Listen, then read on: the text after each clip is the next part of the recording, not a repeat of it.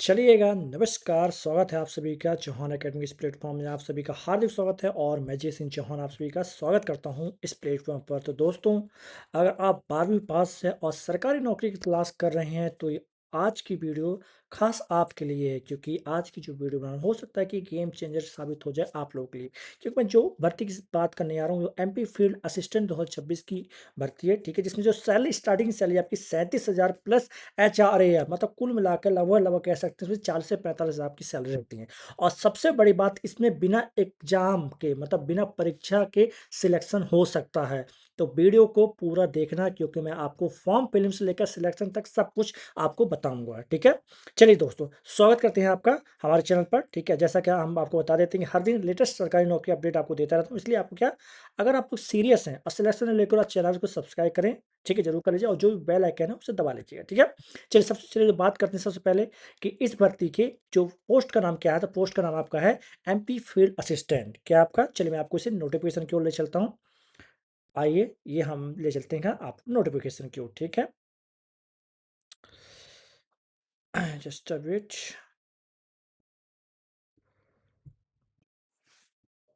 तुम यहाँ जाओ भैया।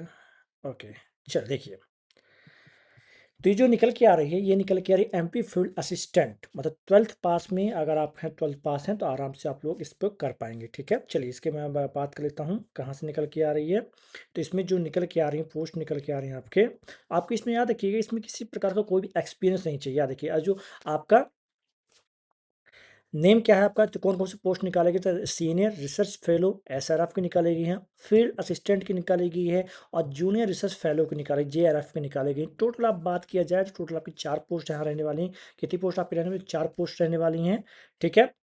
और सिंपल आप बता देते हैं कि आपको ये जो जॉब लोकेशन कहाँ रहने वाला है, तो आपका नरसिंहपुर में रहने वाला है। कहाँ रहने वाला आपका, तो नरसिंहपुर में आपको जॉब लोकेशन रहने वाला है, ठीक है? क्या क्वालिफिकेशन है, कितनी क्या सैलरी, इसके बारे में तो चर्चा कर लेते हैं, ठीक? तो इसकी जो आपको सबसे पहले बता दूं कि सीनियर रिसर्च फेलो के लिए आपको मास्टर डिग्री किस में चाहिए, एग्रीकल्चर में चाहिए। किस में चाहिए, एग्रीकल्चर में चाहिए।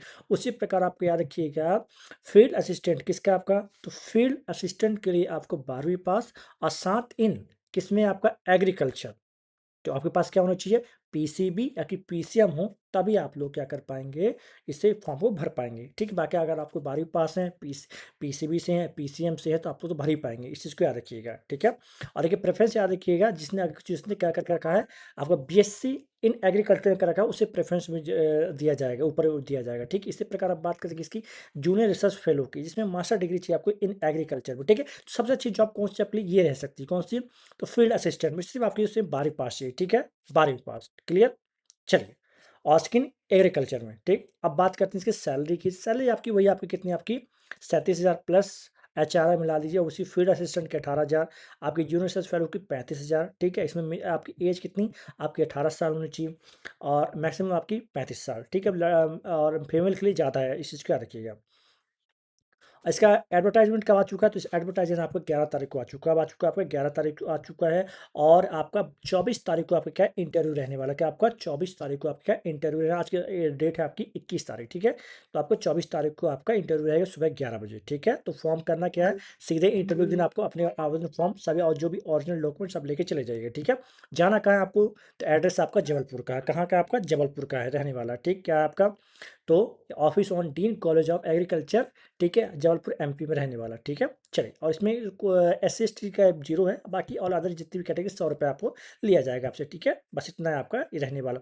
और ये कहाँ से निकल के आ रही है, ये भी देख लेते हैं।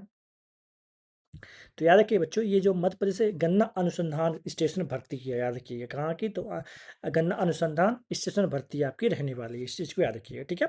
तो अगर जो भी व्यक्ति को इसके तैयार मतलब भरना है, बिल्कुल भर सकते हैं, जिन्हें भी जॉब की तलाश है और जिनके पास भी योग्यता है, तो बिल्कुल आप लोग भर लीजिएगा, ठीक है? आपको मैं ऑलरेडी बता चुका हूँ, 12th चाहिए आपका, एग्रीकल्चर में चाहिए होगा, ठीक है?